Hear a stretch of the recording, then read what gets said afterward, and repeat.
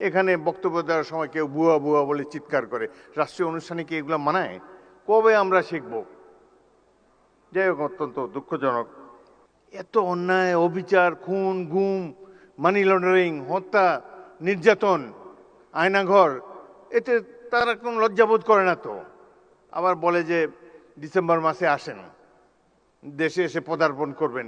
আমরা অপেক্ষা করে আছি, আসেন দেশে। দেশে আছেন, দেখা হবে ইনশাল্লাহ রাজপথে।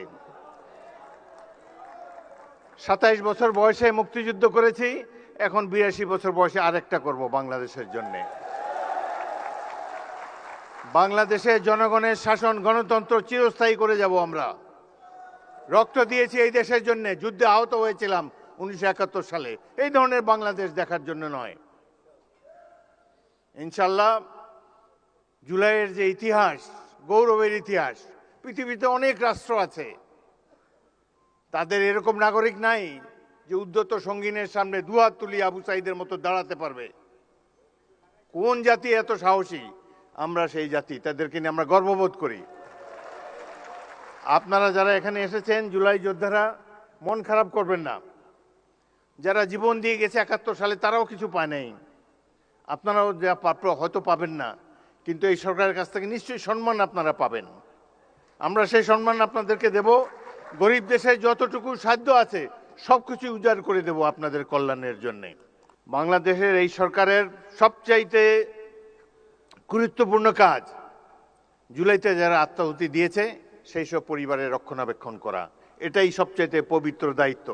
যারা আহত, চোখের দৃষ্টি হারিয়েছে, অঙ্গ হারিয়েছে, তাদেরকে সুস্থ করে তোলা এই সরকারের পবিত্র দায়িত্ব।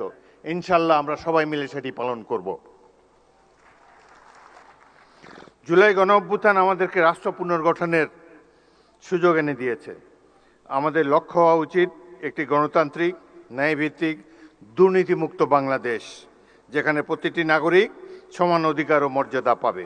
আজ আমরা একটি নূতন যাত্রার সূচনা পর্বে দাঁড়িয়ে আছি। এই যাত্রাপথ সহজ নয়, মতের ভিন্নতা থাকবে, কিন্তু জাতীয় স্বার্থ, গণতান্ত্রিক মূল্যবোধ এবং দেশের স্বাধীনতা, সার্বভৌমত্বের প্রশ্নে আমাদের ঐক্য, সংযম ও প্রজ্ঞার পরিচয় দিতে হবে। আমাদের সজাগ থাকতে হবে যাতে কোনো বিভাজন, কোনো বিদ্বেষ বা কোনো সংকীর্ণ স্বার্থ যেন আমাদের জাতীয় অগ্রযাত্রাকে ব্যাহত করতে না পারে।